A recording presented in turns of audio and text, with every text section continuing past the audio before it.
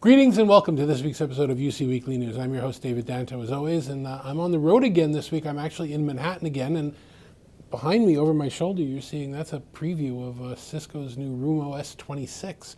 I'm in Cisco's offices today. We're going to be visiting the Pepcom conference in a little while and see if there's anything exciting to look at from all the new products that they're showing over there. But before I get there, my train comes into Penn Station, which is right under Penn 1, which is where the Cisco offices were. So I asked Chris Palermo to come and stop by and have a chat with us and talk about some of the cool things that Cisco announced and that Cisco are doing. So I'll chat with him, and then we'll be at Pepcom. See you in a second.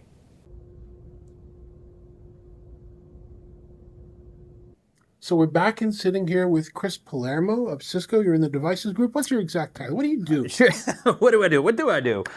So I'm part of our worldwide collab team, and within there, part of our devices center of excellence. So really spend my days doing anything and everything collab device related, but also a lot of workspace. So here in Penn 1, we've been open 3.5 years and still taking customers in daily. So telling them that whole story of what's going on, how's the office reinvented itself, and what role are our collaboration devices playing there. So let's talk about the office just for a second. Because You've been here a lot more than 3 years, but you redid the space.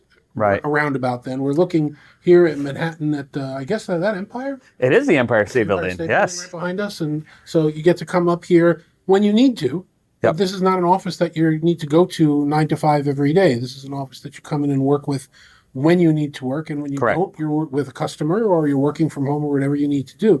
That's got to be, the poster child for the experience that we talk about with hybrid working, isn't it? Yeah, I mean, I tell everybody one of my favorite Cisco slides was from our people's team, and it said, our hybrid work policy is we have none. I'm like, that is just, it's perfect. And, even though that's the case, you probably saw as you walked around, there's a lot of people here. People come in here.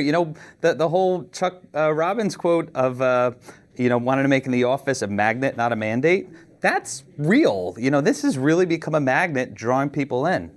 So I should talk about 3.5 years ago when you rebuilt the space. Before that, you had these big training rooms, big conference rooms. There are no more real big rooms now. Now when you walk through a facility like this, the rooms are more what you would typically find in a typical office. Right. So you've got examples of a small room, a medium room, you have Microsoft rooms, you have Cisco rooms, you have all kinds of things in here.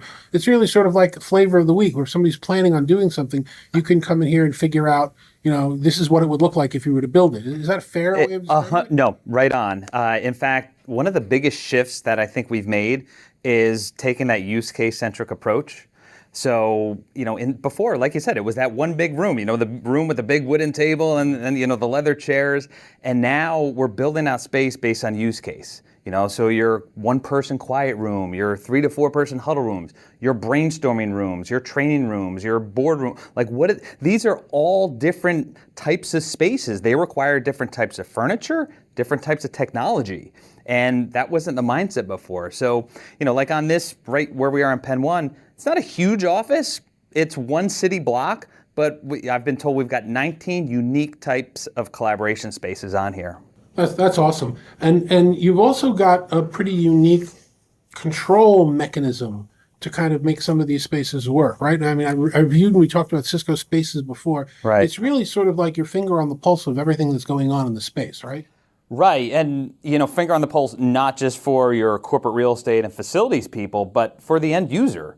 So me as an end user, I come off the elevator, we've got the big board, so I can see what spaces, where people, where aren't they, so I know where to go. And, we tell everybody there's a lot of our local New Yorkers, before they even come in, it's in Spaces, it's just a URL. They'll pull it up on their laptop, and I tell everybody there's 2 types of Cisco people. The ones who see, there's a lot of red, I'm not coming into the office today. And then the others who, there's a lot of red, I'm coming in. They got the FOMO, fear of missing out, and they want to see what's going on. And the spaces will also give you telemetry that's very useful.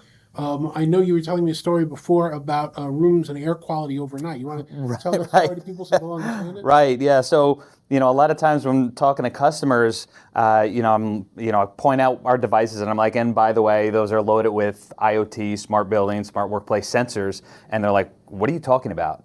And I'm like, let me share you one of my favorite Penn 1 anecdotes. So when we were first building out this space, we've got these 9x9 huddle rooms in our back office, and doors are rubber gasketed.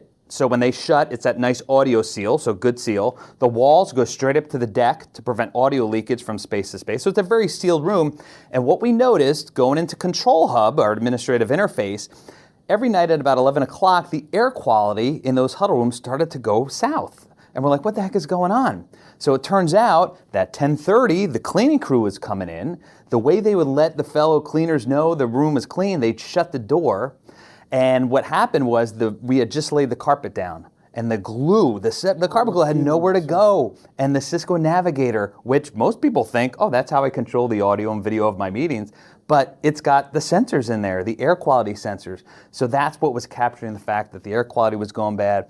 We were able to act on that data, tell our landlord, hey, are you shutting the doors at night? Can you keep them open so we don't asphyxiate our employees? But yeah, I mean, it's, I think a key thing to understand that we've got all those smart building sensors in the devices, and you don't have to have that bespoke sensors or anything else added to pull that data. And it ties into the network of other sensors that Cisco supports as well. The hotspots, the Meraki, all the other various pieces that are around. Absolutely, no, 100%, 100%. So you get a lot of really good data there. All right, let's talk about how these rooms are changing just for a second. Okay. We're going to take a look at some of the equipment, and I'll show some examples of what we're going to talk about. But I've been building conference rooms. I'm going to be 47th year. Wow. Okay. I'm trying to figure out what I want to be when I grow up, whether it was broadcasting or multimedia. Oh, interesting. Or AV or whatever. Yeah. Coax that I had to pull. I had fiber that I had to pull. Yeah. I had, IP cables, connections, ISDN. I had all kinds of wires. Oh, for sure. We needed to pull into rooms. Just thinking of ISDN, I had those shivers going up my back. Should be plus D times 2 whatever. Anyway, it's all changing now, right? Now everything's a Cat6 cable. Yeah. Doesn't matter if you're doing audio transport or control or video transport or data or anything, or power over Ethernet. Right. It's going to make wiring these rooms a lot easier, right? Yeah, I mean, that's the thing. Maybe in the past it wasn't as big a deal because, like you said, I mean, you pretty much had that one conference room. Now people are video enabling every space because we're doing so much virtual collaboration, so much remote collaboration, so much immersive presenting that we realize people need something easy to roll out, so easy to deploy, easy to use, and easy to maintain. Because you've got so much of this now, and you often use that phrase, the Frankenstein rooms. It's a nightmare if you're going to be doing that for so much space. So this shift of really, everything over IP, AV over IP, to have that single Ethernet cable push your audio signal, your video signal, your power, your network. It's the way it simplifies things. It's just a joy for anybody who has to maintain or use. Well, or even plan. If I'm building a room here at the end of the hall and my budget's done, so I don't have any equipment, I'm not doing the design of the room, but I'm putting the walls in right now. Right. Put Cat6 to where cameras might be, put Cat6 to the ceiling, put Cat6 to the floor, I'm done. Right. I don't ever have to come back and pull wires and reopen the floors again. It simplifies everything. Yeah, no, absolutely. Yeah, and on the power side, all the lighting here, it's all PoE, it's all over the network, low voltage. So, I think the beauty there is that not only are you saving money on, what you would be spending on your energy bill, but, you got the sustainability story. And once you start putting stuff on the network, you can control it. There's one Cisco office where we don't have a lot of external lights, but all the lighting is on the network, or we don't have a lot of external kind of sunshine coming in. So what we do, we programmatically adjust the lighting based on the human body's circadian rhythm. So you come in the morning, at like 8, 9 o'clock, you're getting washed with this super bright white refresh light, and then it changes. The color, the hue, the intensity changes throughout the day. And then, probably around this time, this 3, 4 o'clock hour, it'll wake you back up again as you get that afternoon dip. But, that's the exciting part too, that as you start putting stuff all on the network, you can control it a lot better than you ever were before. Color temperature matching daylight with what's in the room here. This isn't like a weird tungsten 3200 degrees. Right, yeah, no, you do see it adjust, automatically. All right, so I don't want to put you on the spot. Okay. If you want to come visit Pen 1, used to be One Pen, now it's Pen 1. Yeah, that was a big rebrand by the landlord. Or any of the Cisco's sites and EBCs, don't email Chris. No. Talk to whoever your Cisco rep is. If you don't have a Cisco rep, reach out to me and I'll find one for you. You can reach out to Chris and find one for him. Yeah. So don't email us with requests to come see this. But if other than that, somebody wants to speak with you or chat with you or get some advice from you, how can they get in touch with you? They can, probably easiest is to just find me on LinkedIn, Chris Palermo, Cisco. Should be easily to pop up. But yeah, I mean, we've got spaces not just here in Penn 1, but literally all over the world.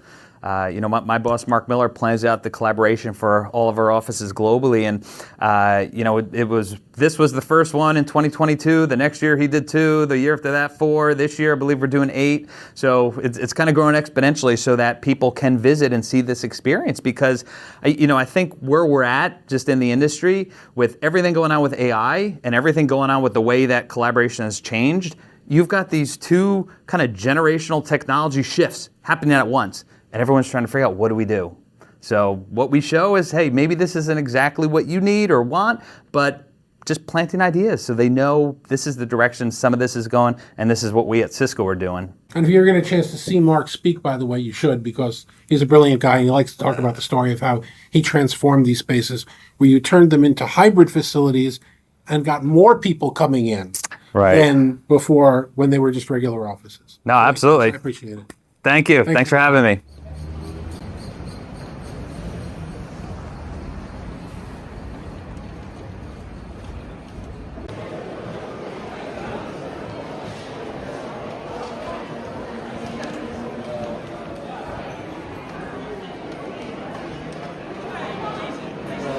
Welcome.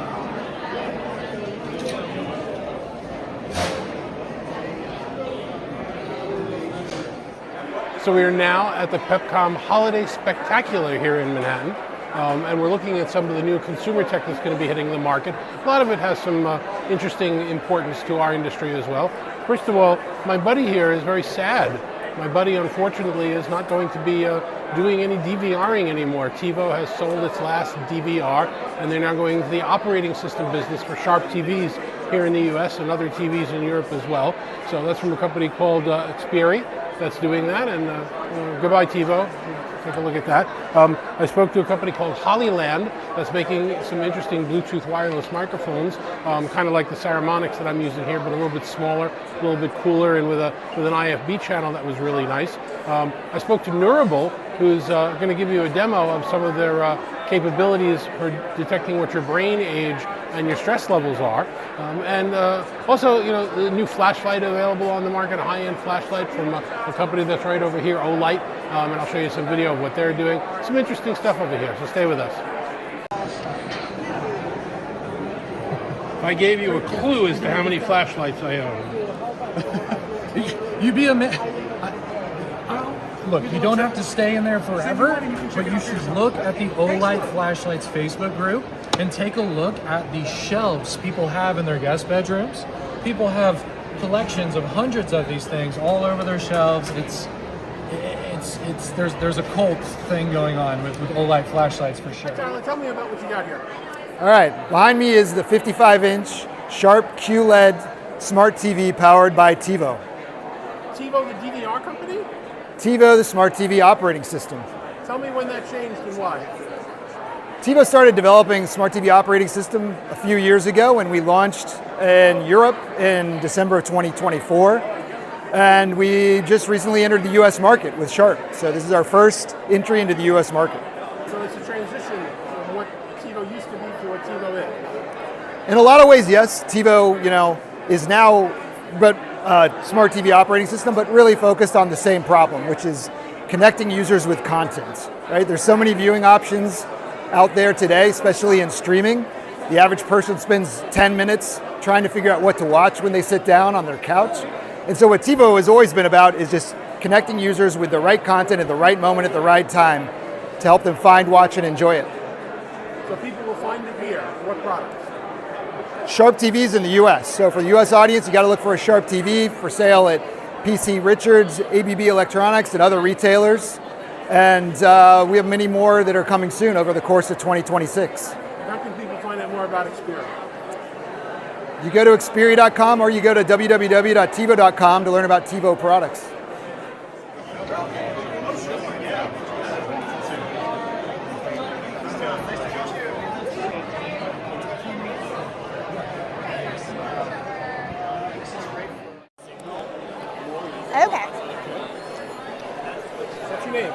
Jessica Randazza paid. I'm the Vice President of Marketing and Communications for Neurable. And Neurable is a brain-computer interface company. So Neurable puts our technology into everyday wearables. So we partnered with Master and Dynamic. Master and Dynamic is a audiophile brand. And we put our EEG technology into their headset. So we integrate our technology into other wearable technologies. So again, partner with Master and Dynamic, but we also partner with the Department of War to integrate our technology into hearing protection and helmets to be able to track things like traumatic brain injury. But for the consumers, for the consumer grade headset, you can track things like your cognitive health. So you can see not only things like how and where you best focus, but you can track things like cognitive decline, mental readiness, mental acuity, things like mental resiliency. So that allows for you to see, hey, how does caffeine impact you? How does your sleep impact you? So what it looks like with a minute's worth of data is that the green is your age range. Anything that's sort of in the middle is lower for your age range. Anything that's above is higher for your age range. So what it looks like is your cognitive speed is on the higher end, as is your ability to handle mental stress.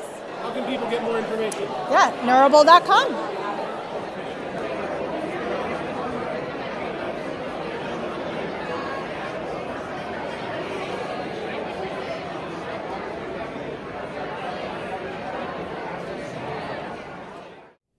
So thanks very much for watching this week and our visit to Cisco's offices and our visit to the Pepcom Holiday Spectacular. I'm David Danto for Talking Points. Thanks very much for watching like you do every week. We'll see you next week. Take care.